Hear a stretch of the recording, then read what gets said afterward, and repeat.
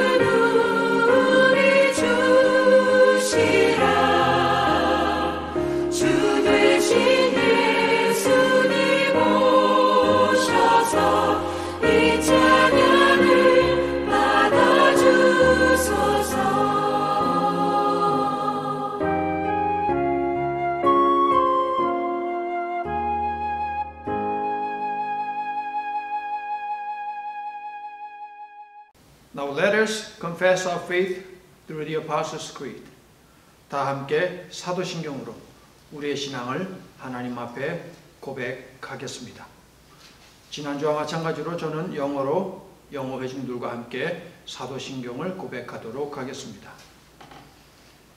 I believe in God the Father Almighty, maker of heaven and earth, and in Jesus Christ, His only Son, our Lord, who was conceived by the Holy Spirit, born of the Virgin Mary, suffered under Pontius Pilate, was crucified, dead, and buried.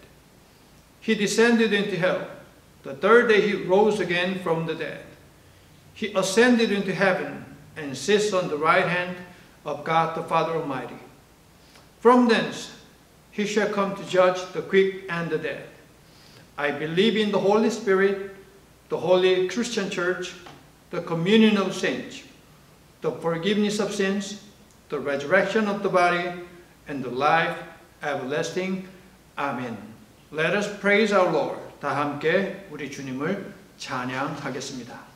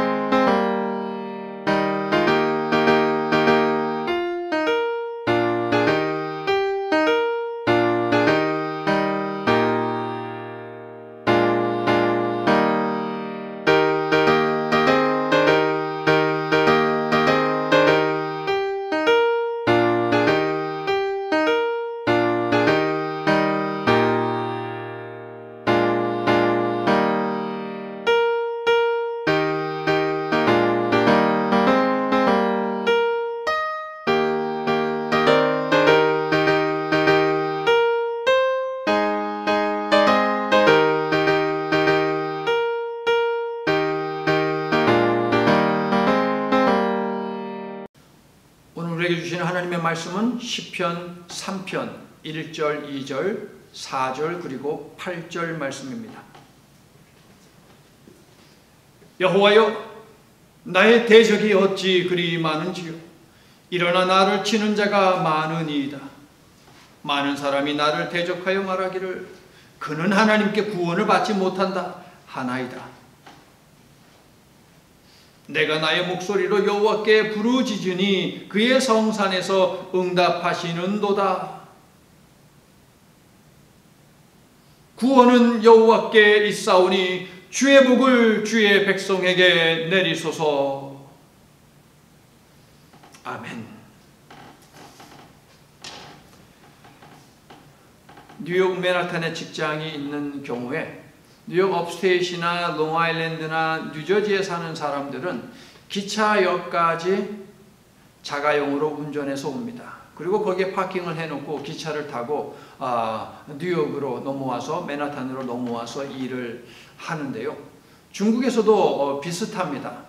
중국에서도 기차나 아니면은 버스나 이런 곳까지 자전거를 타고 옵니다. 자전거를 타고 오고 그리고 그런 대중교통을 이용해서 볼일을 보거나 출퇴근을 하게 되는데요. 그러면 문제는 자전거를 어디에다 파킹을 하느냐 하는 것이 문제이겠죠. 보통 그런 역들이 있는 곳에 그런 그 정류장이 있는 곳에는 상점들이 모여 있지 않습니까? 그래서 중국 사람들은 자전거를 남 장사하는 그 가게 담벼락 이런 데다가 자전거를 그냥 파킹해 놓고 그 다음에 볼일을 보고 한다는 것이죠. 어떤 일이 벌어지겠습니까? 정작 물건을 사기 위해서 상점을 찾은 사람들이 자전거를 둘 곳이 없는 것이에요. 그래서 상점의 주인들이 이곳에 자전거를 주차하지 마세요 하면서 부탁도 해보고 경고도 해보고 했는데 아무런 소용이 없어요. 고민을 하다가 어떤 상점의 주인이 야, 이렇게 하면 되겠다 해가지고 경고문을 벽에다가 딱 붙였습니다. 그런데 여러분, 대반전이 일어났습니다. 그날 이후로 그곳에 자전거를 주차를 해놓고 그리고 볼일을 보는 사람들이 싹 없어졌어요. 어떤 문구였을까요? 여기 있는 자전거 공짜로 드립니다. 아무나 가져가세요. 여러분 같으면 그런 데다가 여러분 자전거를 파킹을 해놓고 볼일을 보겠습니까? 절대 그렇게 하지 않겠죠? 우리 인생에 문제가 있을 때 한 방에 해결해주는 그런 문구가 있다면 얼마나 좋을까요? 그런데 성도 여러분, 성경에는 우리가 기대하는 반전을 이루는 이야기가 상당히 많이 있다는 것을 알고 계신지요? 선악과를 먹었기 때문에 죽어 마땅했던 태초의 인간 아담과 하와 죽었습니까? 웬걸요? 오히려 옷을 선물로 받지 않았습니까? 동생을 죽였기 때문에 그 죄를 하나님께서 물으셔서 그를 죽이셨습니까? 웬걸요? 그의 생명을 보호하기 위해서 하나님께서 가인에게 표를 주지 않으셨습니까? 아내를 누이 동생이라고 속인 다음에 이방나라 왕의 침실에 넣은 아브라함은 어떻습니까?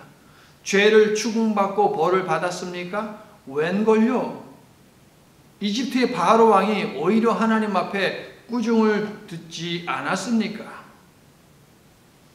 사내 아이가 태어나면 모두 잡아 죽이는 시대에 태어나 버려진 모세는 어떻습니까? 왕의 딸에 의해 구출받고 왕자로 성장하는 반전의 역사를 써내려갑니다. 하지만 또 다른 반전이 일어나지요. 살인자가 되어서 도망자 신세로 추락했습니다. 그러더니 또다시 반전이 일어납니다. 그는 노예들의 지도자가 되어 이집트를 탈출하고 광야를 거쳐 약속의 땅으로 향합니다. 7형제 가운데 막내로 태어난 다윗, 이스라엘의 왕으로 기름 부음 받은 그 다윗은 모세보다도 더 많은 반전을 경험한 사람 아닙니까? 다윗의 음모로 남편이 죽고 다윗의 아내가 되어 한을 품고 살아간 여인 밧세바를 비롯하여 예수님의 조상으로 소개된 모든 여인들, 다말, 라합, 룻 모두가 반전시키는 하나님의 역사를 체험한 사람들입니다. 얼마 전에 읽은 다니엘서를 떠올려 보십시오. 신앙 때문에 불못불에 던져진 하나냐, 미사엘, 아사랴, 사자굴에 던져진 다니엘 죽임당했습니까? 아니요, 대반전이 일어난 것 우리가 얼마 전에 통독하지 않았습니까? 이처럼 성경에 믿음의 사람으로 이름을 남긴 사람들의 삶은 한마디로 반전입니다. 그래서 하나님은 반전을 이루시는 분이라고 부를 수 있을 텐데요. 하나님 덕분에 인생 역전한 하나님의 백성들은 그렇다면 뭐라고 부를 수 있을까요? 역전의 용사라고 부를 수 있습니다. 그 하나님의 그 성도인 것이지요. 성도 여러분, 여러분도 하나님의 백성이시죠. 그렇다면 여러분도 역전의 삶을, 반전의 삶을 경험할 수 있습니다. 그 하나님 아버지의 그 자녀가 그러므로 되시기를 예수님의 이름으로 축원합니다. 시편의 시들은 지혜시, 제왕시, 찬양시, 감사시, 그리고 탄원시로 분류가 되는데요. 탄원시는 시편에서 3분의 1 이상을 차지할 정도로 상당히 많이 있습니다. 우리가 시편 1편부터 41편까지 읽지 않았습니까? 지난 금요일까지 해서. 자, 1편부터 41편을 시편 제1권이라고 부르죠. 제1권의 반 이상에 해당하는 시가 바로 탄원시입니다, 여러분. 탄원이란 무엇입니까? 재판장 되시는 하나님께 판단해달라며 탄식하며 애원하는 것이죠. 시편 34편은 의인은 고난이 많다고 했는데요. 믿음의 사람이 고난을 당하는 것은 어찌 보면 당연한 일입니다. 하나님에 대한 신앙을 지켜야 하니 말씀을 묵상하고 말씀을 실천하며 살아야 하는데 어둠의 권세는 정직하고 성실하고 선한 하나님의 사람들을 가만두지 않기 때문에 고난받을 수밖에 없다는 것입니다. 어떻게 해서든 하나님 나라에 들어가지 못하도록 하나님 나라를 만들고 확장시켜 나가지 못하도록 만들기 위해서 고난이라고 하는 것을 믿음의 사람들의 인생 속에 심어둔다는 것이죠. 그렇게 함으로 죄악된 본성을 끄집어내려고 이런저런 거짓과 모함과 고난으로 우리의 마음을 어지럽히고 정신을 혼미하게 하는데 어떻게 해야 할까요, 여러분? 지난 주일에는 셀라 표시가 가장 먼저 등장하는 시편 3편을 중심으로 셀라는 무엇인가 우리가 살펴보았는데요. 오늘은 탄원시들 중에서 가장 1번에 해당하는 이 제3편이거든요. 그래서 3편 말씀을 중심으로 하여서 탄원시를 드린 믿음의 사람들에게서 찾아지는 특징을 함께 살펴보고자 합니다. 오늘도 지난주와 마찬가지로 핵심을 먼저 말씀드리는데요. 절대적인 믿음으로 기도를 드렸다는 것이 핵심입니다.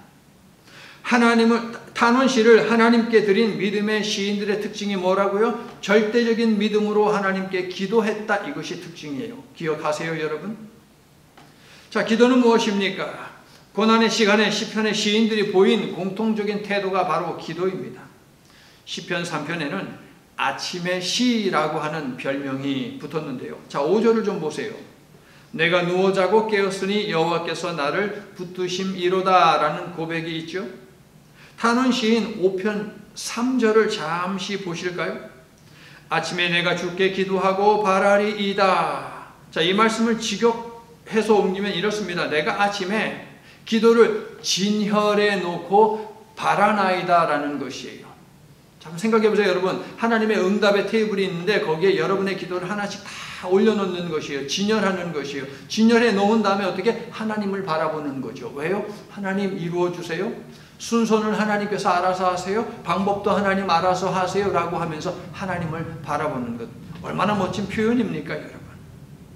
시인들은 원수들 때문에 억울하기도 하고 두렵기도 해서 잠을 뒤척였을 것입니다. 아마도 내가 다음날 아침을 맞이할 수 있을까 하는 생각도 들었을 것입니다. 그러나 아침이 밝았고 이에 시인은 하나님께 찬양을 드린 것이죠. 성도 여러분, 여러분도 답답한 일이 있습니까?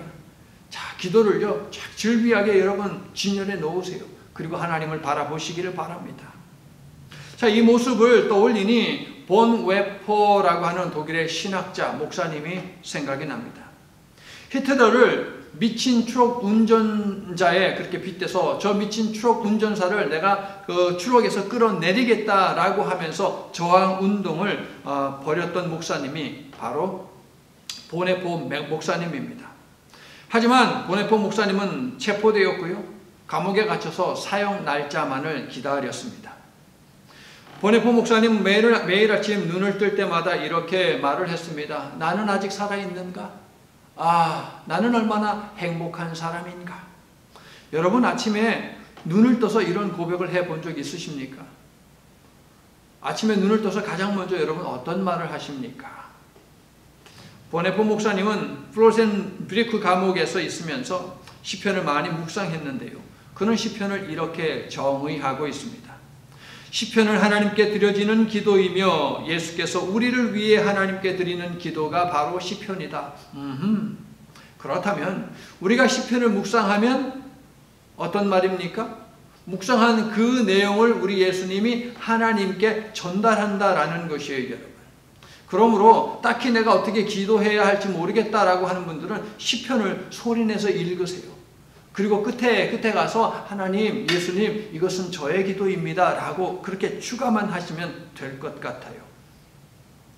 하나님을 믿는 백성들 중에는 벙어리 귀신 들린 사람이 없다라는 말이 있습니다. 무슨 이야기예요? 신앙인은 어려움이 찾아올 때에 반드시 하나님께 기도한다는 거예요.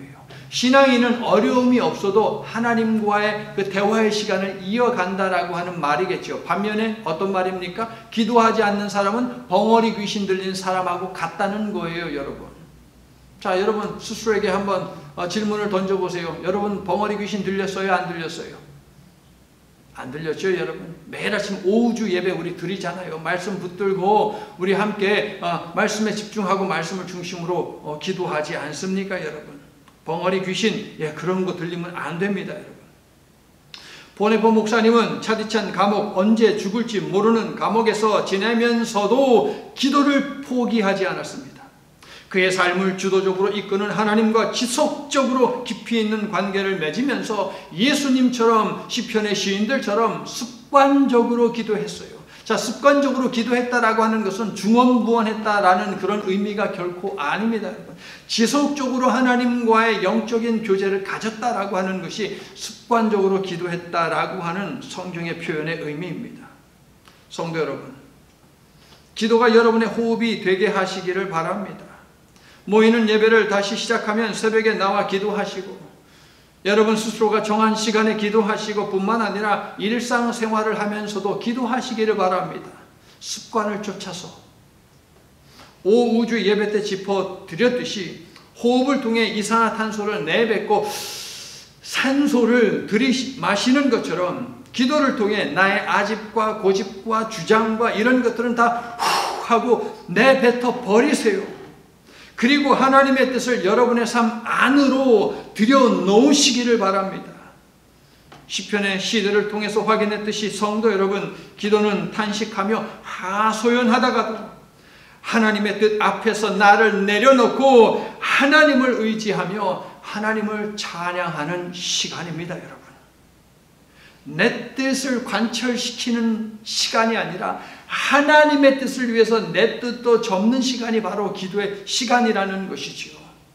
그리고 어떻게 기도하고 감사하고 하나님 앞에 믿음을 고백하는 시간, 그 시간이 바로 기도의 시간이다. 기억하시기를 바랍니다.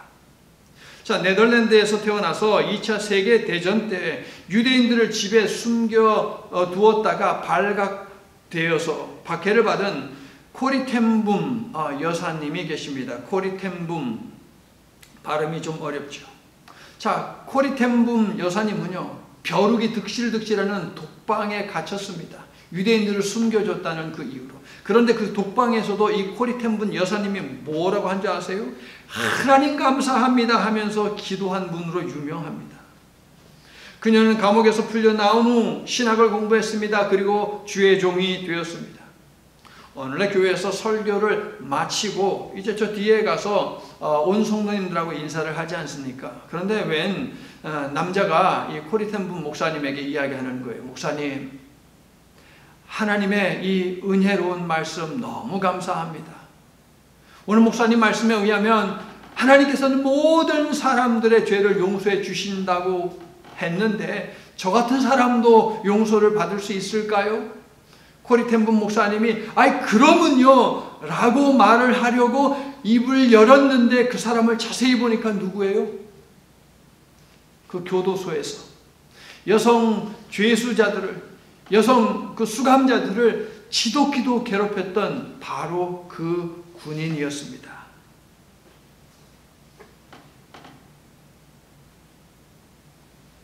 코리 텐분은요, 하나님 저 사람을 용서하지 못하는 내 마음을 다스려 주옵소서라고 순간 기도했어요. 무슨 이야기예요?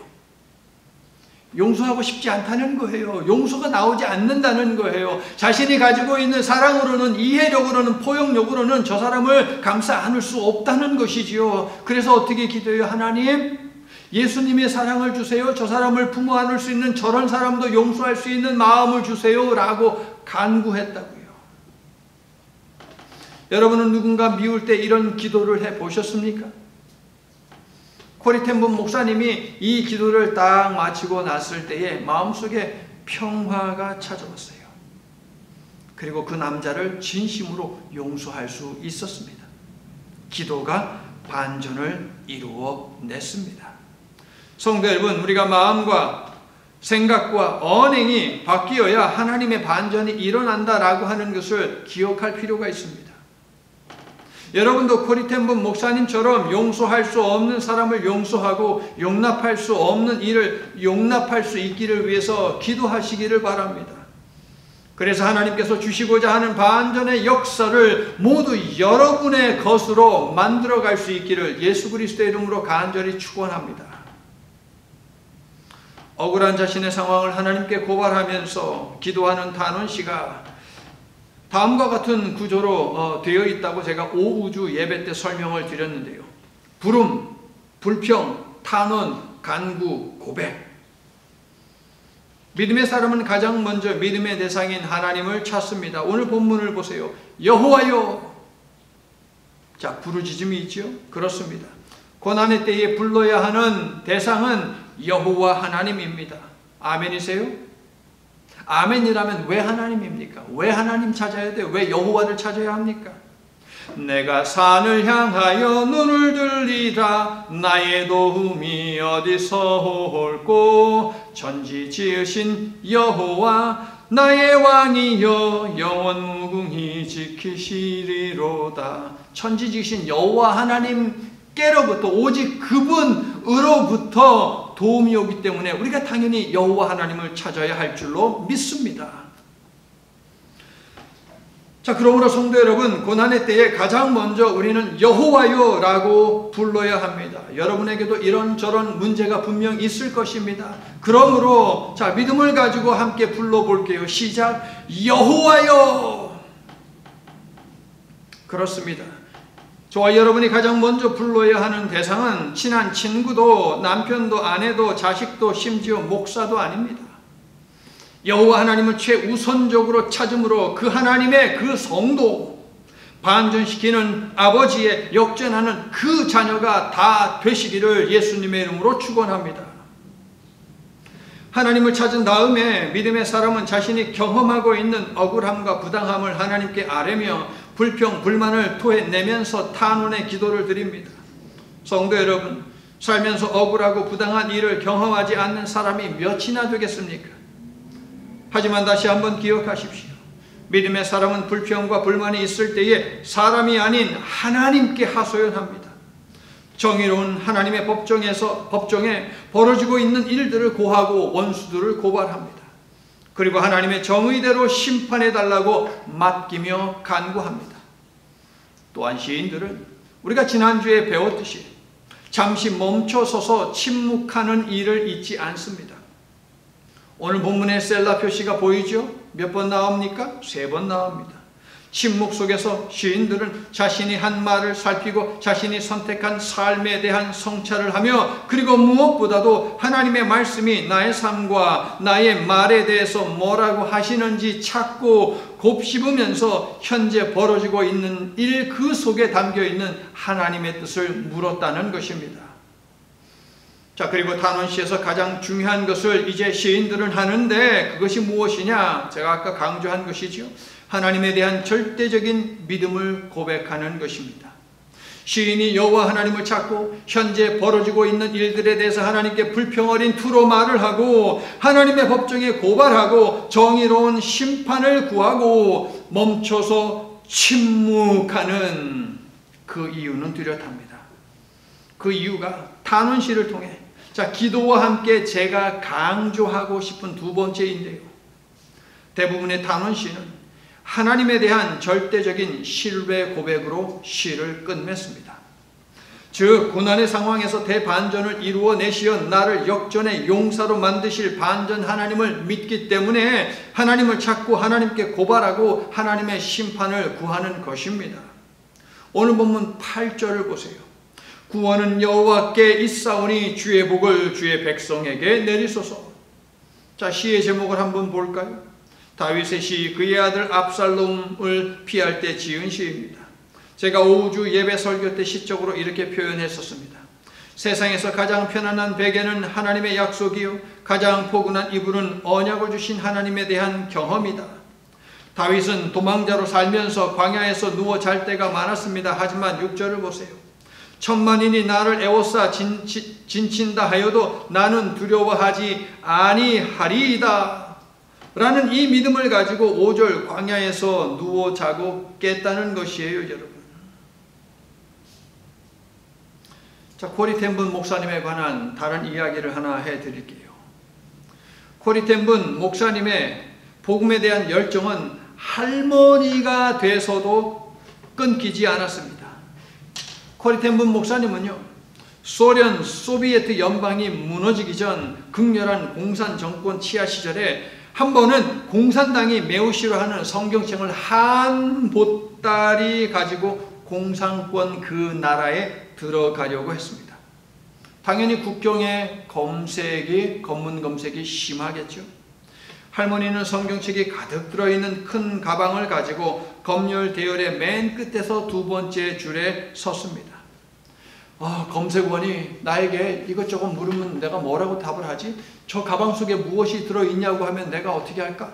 거짓말을 할까? 아니, 하나님의 일을 하면서 내가 거짓말을 하면 안 되는데 하나님 어쩌지요? 하고 막 고민하고 있을 때, 머리가 복잡하게 고민하고 있을 때 갑자기 뒤에 있던 젊은이가 쇠치게 해가지고 할머니 앞으로 톡 가는 거예요. 할머니는 더더욱이 긴장이 됐습니다. 자신의 순서가 점점점 다가옵니다. 하나님께 기도했어요. 하나님, 천사를 보내주세요. 천사를 보내주세요. 그런데 하나님께서 이미 천사를 보냈어요. 누구예요? 뒤에 있던 이 새치기 한 젊은이, 그가 천사였던 것 같아요. 첫 번째 천사. 자, 그 젊은이가 통과했습니다. 이제 할머니의 차례가 됐습니다. 자, 코리 텐분 목사님의 차례가 되었어요.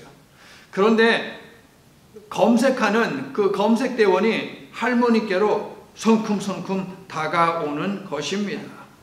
그리고 이 검색원이 이렇게 말을 했습니다. 어떻게 해요? 할머니, 오래 기다리셨지요? 힘드시겠어요? 제가 할머니가 마지막이니까 제가 할머니 가방을 들어드릴게요. 그리고 성경책이 하나 가득 든 가방을 검색원이 직접 가지고 국경을 통과하는 것이었습니다. 할렐루야. 기도가 대반전을 이루어냈습니다. 하나님께서 그 검색원을 천사로 사용하신 것이죠.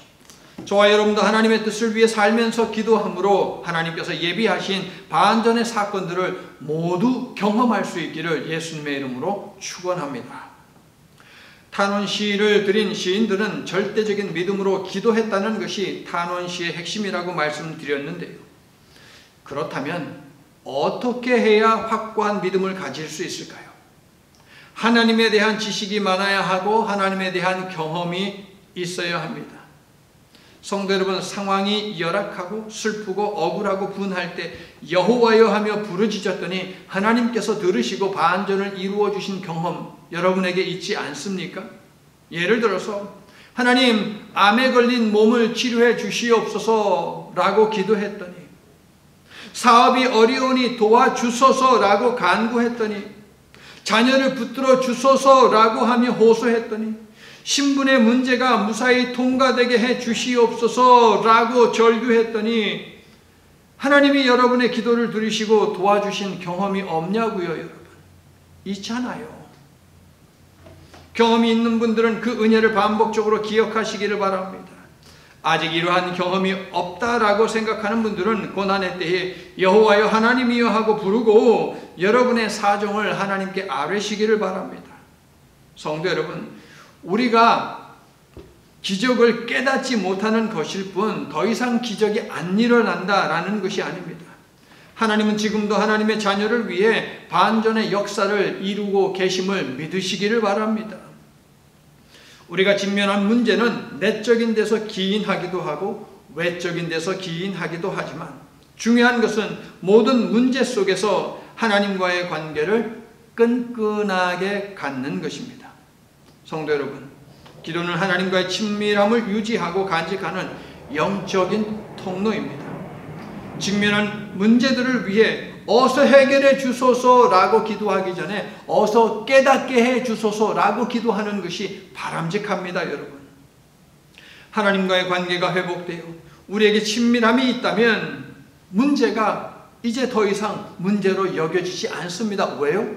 이제 그 문제는 더 이상 내 문제가 아니에요. 하나님의 문제가 된 것이거든요. 보면 여전히 문제는 그대로 있어요. 하지만 왠지 모르게 마음이 평안하다라고 하는 그런 경험 여러분 안 해보셨습니까? 그런 얘기 주변 사람들로부터 들어보지 않았어요? 세상이 줄 수 없는 바로 그 평강이 하나님과의 관계를 최우선에 놓는 모든 분들과 함께 하기를 예수님의 이름으로 축원합니다. 자, 여러분 드라마 좋아하십니까? 새로운 드라마를 보더라도 한 두 번 정도 1회, 2회 정도 보면은 드라마가 어떻게 전개될지 대충 감이 옵니다.